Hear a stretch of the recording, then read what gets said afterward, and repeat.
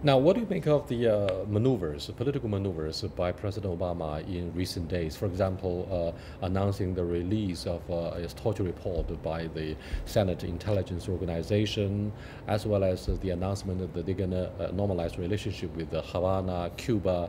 This time around, he signed into law yet another round of economic sanctions against Russia.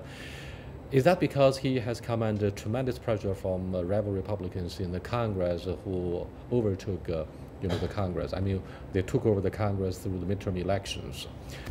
It's perhaps about the issue of a legacy, how to look at his presidency in the next 2 years. Well, he and his staff are struggling mightily with this. I mean, the problem that most people don't realize within the U.S. government, you have your cabinet secretaries who are getting basically every day they're getting a set of talk points from a bunch of young people who are advising the president from within the White House. So you have basically two parallel governments going, but the side of the president's is there.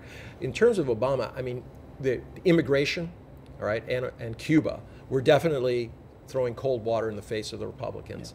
The other issues in terms of putting troops in there and the Russian sanctions, I think this is more along the line. You're seeing a lot of Republicans who are out there saying, well, we need to do more on both sides, being very militaristic and very belligerent towards these things. I don't know where he's going to go on that, but he's sending a lot of mixed messages, I would agree. Perhaps the tough phase of President Obama is part of the political fallout of Mr. Hagel's resignation, the former Secretary of Defense, because of the alleged standoff between Susan Rice, the National Security Advisor, the team, and Secretary Hagel. What do you think of, say, I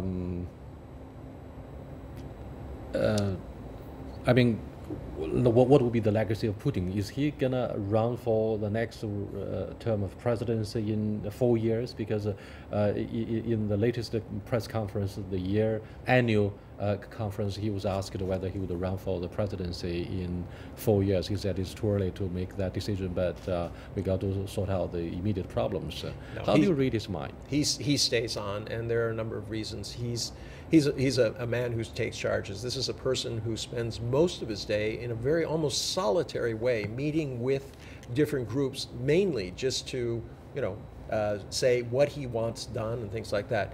That kind of a person does not give up power very easily. I mean, so from a psychological point, from a political point, I think he feels that things have not been finished yet, and he still has a mission out there to provide a buffer zone around Russia and to return it to its, quote, former glory.